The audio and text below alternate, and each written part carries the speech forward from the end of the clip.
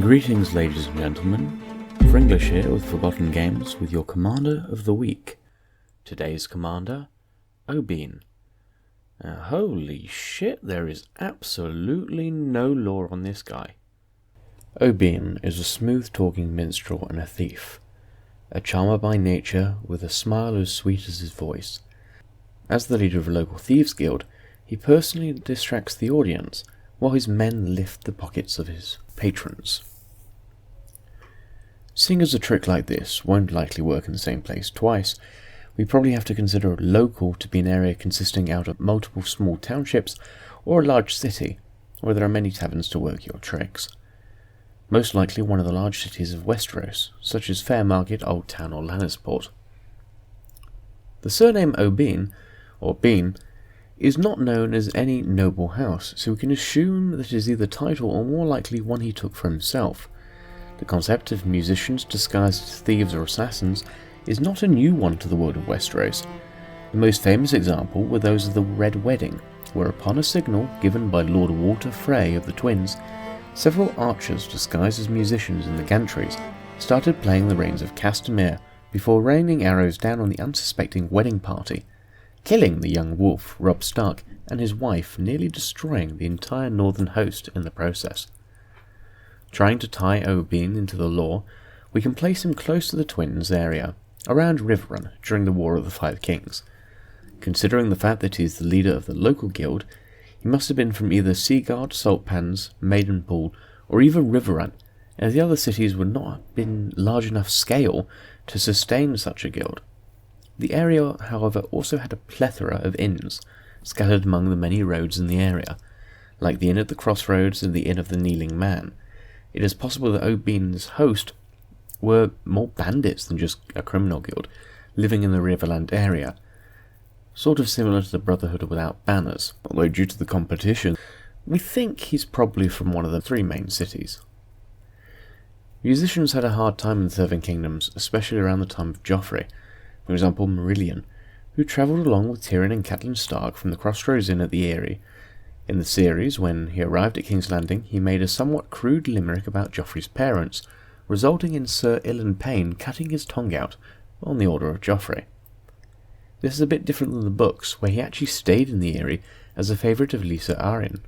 But soon everyone came to hate him due to his arrogance and his harassment of nearly every maid, as well as his constant mockery of nobility.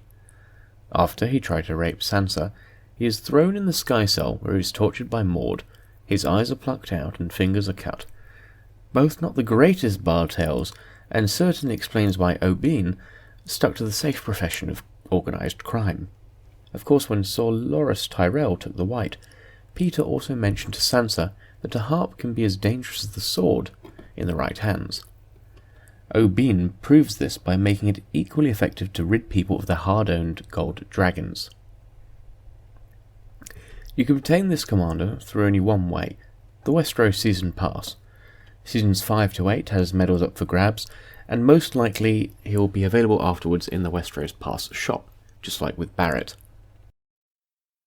This commander boosts your stone production with his first skill, which while useful is not game-breaking, but he also increases his bowman attack, which is the only specialisation you really need to care for with bows, as if their health and defence comes into play, things have gone terribly, terribly wrong. His final ability of endurance recovery is fairly impressive, having a maximum of 10%. It's one of the only ways to gain extra endurance, especially as a free-to-play player, meaning he can be very useful as long as you're active enough. His active arrow volley is very interesting, a decently powered cone attack, but has a great passive that can help ensure strong rebel leaders or werewood commanders can't cast their skills. His skill Insult to Injury has a 60% chance to increase attack by nearly 2,000. Considering his low base attack in comparison to commanders like Mengo and Merrill Peak, this skill seems to be just about balancing him out, just balancing out that shortcoming rather than boosting. It's a rather non-creative way to fix a problem they created by giving him such a low attack in the first place for a rear-line hero. Reverberation adds strategy and might, which will boost his cone attack as well as decrease the time it takes to cast the skill. Finally, False Visage adds to his evasion, which is somewhat useless for a backline fighter, as by the time backline fighters are fighting, the battle is nearly decided anyway. Overall, a medium damage commander with skills mainly focused on preventing the enemy from using skills and making sure his damage is round about middle of the pack.